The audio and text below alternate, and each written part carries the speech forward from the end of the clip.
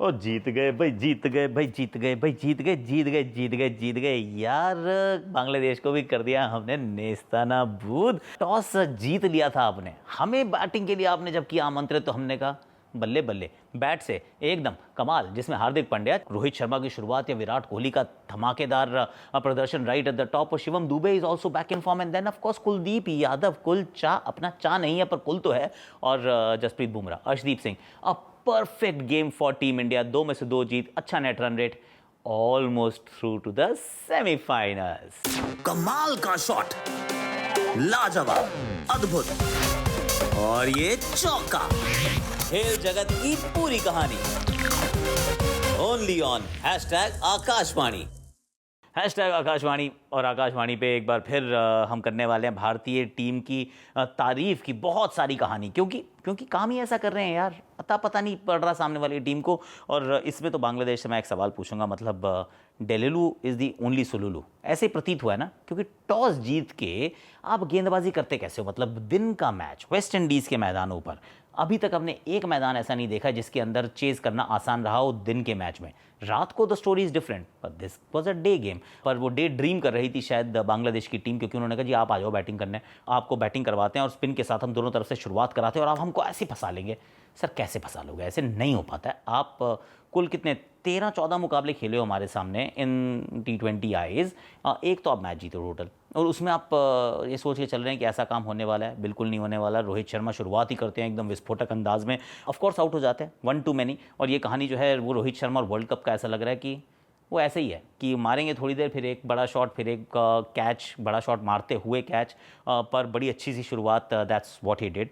विराट कोहली थोड़े से ज़्यादा अच्छे फॉर्म में लगे, तो कोहली का जो विराट अवतार है as the tournament is progressing, ऐसा लग रहा है कि वापस आ रहा है। जिसमें से एक तो नो लुक शॉट भी था, छक्का यार, मतलब वेरी वेरी नाइस। पर फिर आप फंसते हैं थोड़ा सा, क्योंकि वो ना Tanzim is actually very decent bowler. Slower one डालते हैं, कोहली को आउट, थोड़ा बाउंस तेज़ होता है तो फिर सूर्य कुमार यादव आउट, और Rishabh Pant very good batting. जब बैटिंग करते हैं तो कमाल ही करते हैं। मतलब इस समय इस टीम के हार्दिक के बाद या हार्दिक के बराबर कोई अगर अच्छी बैटिंग कर रहा है रेगुलरली तो दैट इज़ ऋषभ पंत।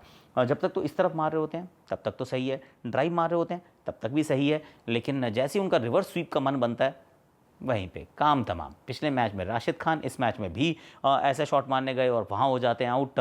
जब वो आउट होते हैं तो शिवम दुबे आते हैं, तो फिर सडनली वो हमारे वो एक्स पे एंड सोशल्स पे वो मेहम होता है कि अरे शिवम दुबे क्यों, इनको तो हम चाहिए थे, मत खिलाओ यार इनको, तो आप गलत कर रहे हैं। पर शिवम दुबे फाइनली रन्स बनाते हैं, इंपॉर्टेंट रन्स बनाते हैं, छक्के भी लगाते हैं, अच्छे स्ट्राइक रेट से बनाते हैं। और हार्दिक पांड्या के साथ एक साझेदारी, एंड देन हार्दिक पांड्या ने बता दिया कि देखिए वो सिर्फ इस टीम में ना एक तो एकमात्र वो खिलाड़ी है जो बैलेंस को बहुत अच्छी तरीके से प्रदान करता है, यही गेंदबाज है। इसके चलते मतलब हार्दिक द बॉलर के चलते आप 2 फास्ट बॉलर और 3 स्पिनर्स के साथ खेल पा रहे हो, क्योंकि अगर ये हार्दिक पांड्या ना हो इस टीम में, थोड़ा सा चिंतन मनन करने की आवश्यकता है कि अगर हार्दिक ना हो तो आप 3 फास्ट बॉलर खिलाने के लिए मजबूर होंगे, इवन ऑन दीज सर्फेसेस, क्योंकि 3 फास्ट बॉलर T20 क्रिकेट में खिलाने पड़ते हैं। पावर प्ले होता है, डेथ ओवर्स होते हैं, तो बहुत ओवर जो है फास्ट बॉलर्स को करवाने पड़ते हैं। तो वो वाला काम जो है आपके लिए हार्दिक करते हैं। बैटिंग में जिस तरीके की फॉर्म है, जिस नंबर पे वो बैटिंग कर रहे हैं, वहाँ पे बहुत कम लोग कर पाते हैं, क्योंकि जड्डू अभी भी मतलब बैटिंग के साथ उतने डायनामिक फॉर्म में है नहीं, और T20 के आंकड़े भी उतने अच्छे नहीं हैं। सो हार्दिक पांड्या को आपने कर लिया जितना जो करना था ना, पिछले 2 ढाई 3 महीने का जो खराब समय था, समय को समय दो, समय बदल जाता है। तो वो समय जो है बदल चुका है। भारत एक बहुत बढ़िया टोटल तक पहुंचता है।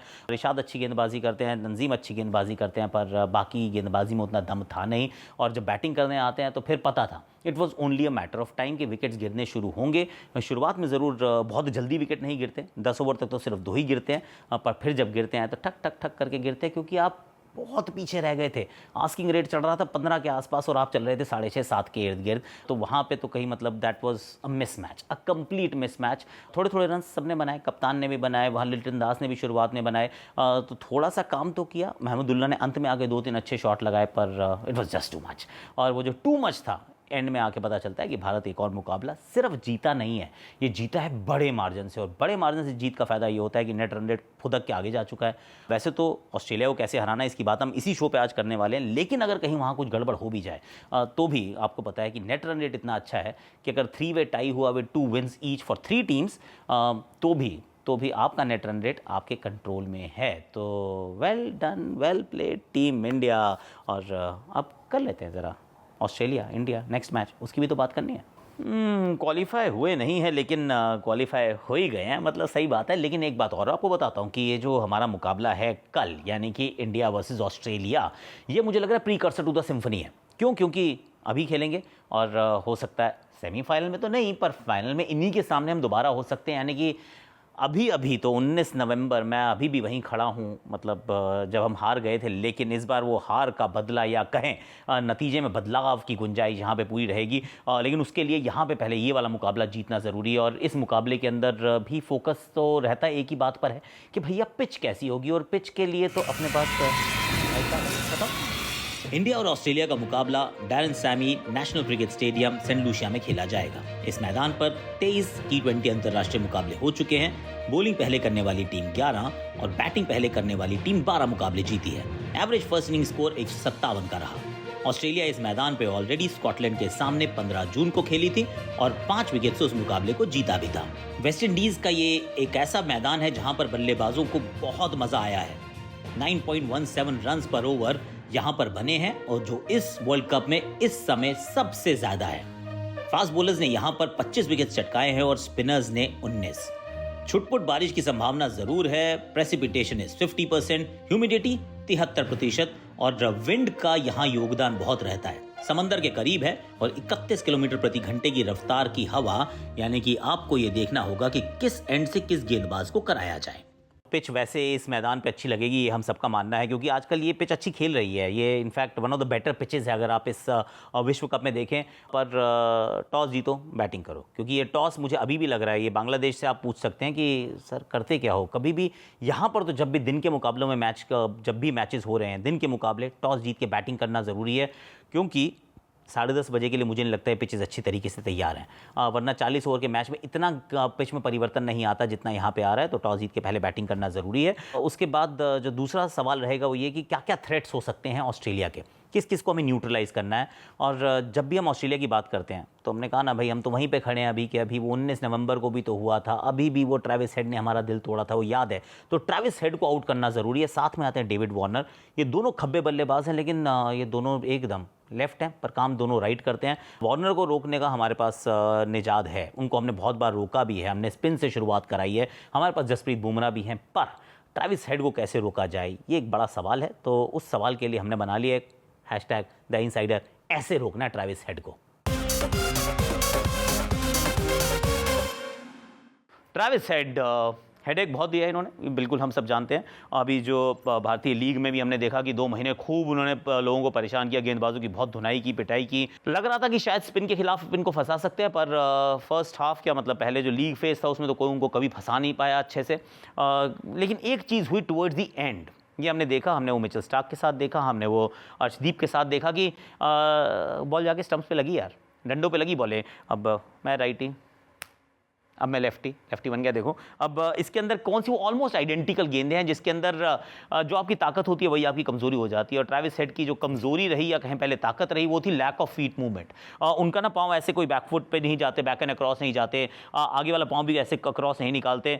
उनका तरीका ये था कि अपनी जगह पर खड़े रहो, आगे वाला पाँव को थोड़ा सा खोलो और उसके बाद हैंड से क्रिकेट खेलनी है। मतलब he is very handsy kind of player, वो ज़्यादा फीट मूवमेंट वाले प्लेयर नहीं है। और ऐसे में वो एक बीच में गेंद है जो हल्की सी अंदर की तरफ आती है और वो वहीं से खड़े होकर उसको खेलने का प्रयास करते हैं, पीछे वाला पाँव कहीं जाता नहीं है और जाके गेंद लगती है स्टंप्स पर। ये एक काम जो है वो रेगुलरली हमने उनको परेशान होते हुए, तंग होते हुए देखा, जिसमें लेफ्ट आर्म पेसर्स ने ज़रूर लाभ उठाया उस बात का, क्योंकि लेफ्ट आर्म पेसर्स के पास एक बात रहती है। जब आप लेफ्टी बैटर होते हैं, गेंदबाज राइट हैंडर गेंदबाज ओवर द स्टंप्स डाल रहा होता है, तो वो जो एंगल है ना, वो एंगल बड़ा आसान होता है उस एंगल को वर्क करना। और अगर कहीं वो राउंड द स्टंप्स चला जाता है तो फिर क्या होता है कि एंगल फिर वो बॉडी के अंदर आना शुरू हो जाता है और आपको आइडिया होता है कि चल अब यहाँ से आया तो अंदर आएगी, वहाँ से जाएगा तो बाहर जाएगी। इट्स ईजियर टू नेविगेट और नेगोशिएट। लेकिन जैसे लेफ्ट आर्म पेसर आता है, लेफ्ट आर्म पेसर के पास एक बात रहती है जो राइट आर्म पेसर के पास हो ही नहीं सकती है। इट्स द फैक्ट कि वो स्टंप्स के बहुत पास से गेंदबाजी कर सकते हैं। जैसे ही आप स्टंप्स के पास गए, आपने वो एंगल खत्म कर दिया, बिल्कुल स्ट्रेट बॉल है, और स्ट्रेट बॉल में हमने देखा ट्रेविस हेड को जब आपने नहीं दिए वो एंगल्स टू वर्क विद, और स्ट्रेट गेंद, एक्चुअली स्ट्रेट गेंद है, उसमें कुछ खास नहीं है, स्ट्रेट गेंद रहती है, थोड़ी सी ऑफ स्टंप के आसपास रहती है, और वहाँ पे उनके पास उस सवाल का जवाब नहीं मिला है।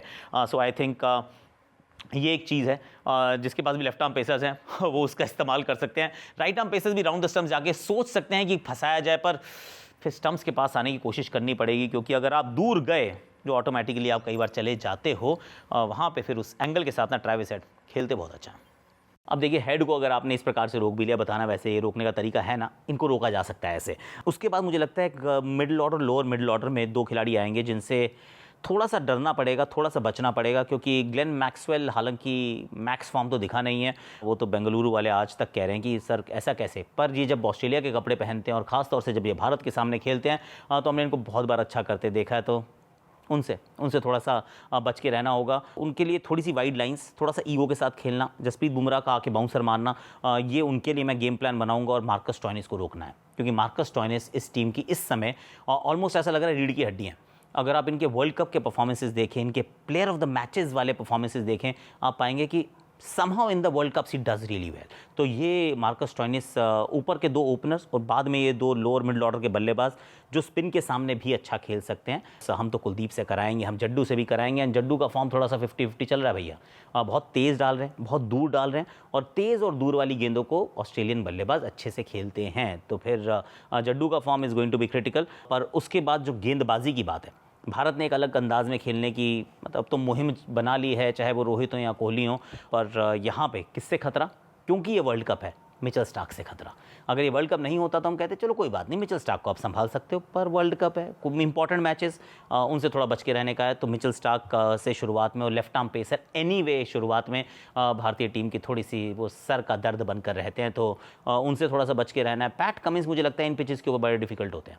पैट कमिंस इस तरीके से कुछ उंगलियां फेरते हैं और बड़े अच्छी फील्ड के साथ गेंदबाजी करते हैं, और बैक ऑफ द लेंथ लगातार डाल के आपको साइडवेज वो पॉइंट और स्क्वायर लेग पे मारने के लिए मजबूर करते हैं। So Pat Cummins and Adam Zampa, ज़्यादा स्पिन का थ्रेट होगा नहीं, लेकिन वो क्या करेंगे, वो तीनों स्टंप में गेंद डालने का प्रयास करेंगे, तो फिर उनको अगर आप मारने का मन बनाए, I think Hardik can take him down, क्योंकि वो उस तरीके की फॉर्म में भी हैं और उनको उस तरीके वाली गेंदबाजी भी पसंद है। जस्ट गो स्ट्रेट उनके सर के ऊपर से, लॉन्ग ऑफ के ऊपर से, लॉन्ग ऑन के ऊपर से, और अगर ये काम करने में समर्थ रहते हैं तो कर जाएंगे हम यार। टॉस जीत गए, 180-85 रन बना दिए हमारे गेंदबाजों ने, एकदम से फिरकी करा दी, तो फिर A1 अपने ग्रुप के नंबर 1 पे हम समाप्त होंगे। इवन इफ मतलब सच ये है कि हम जाएंगे तो गयाना ही, खेलना हमने वहीं पे है अपना सेमीफाइनल, लेकिन अगर आप टॉप ऑफ द पूल समाप्त करते हैं, उसका एक बहुत बड़ा एडवांटेज है कि अगर बारिश आती है गयाना में, क्योंकि रिजर्व डे नहीं है, तो फिर आपका qualification for the finals is confirmed, क्योंकि आप अपने ग्रुप में नंबर 1 पे फिनिश किए थे। So that is what I am hoping for and keeping my fingers crossed. तो फिर आज की हैशटैग आकाशवाणी में इतना ही है। 2 जीत चुके हैं, अब ऑस्ट्रेलिया की है बारी।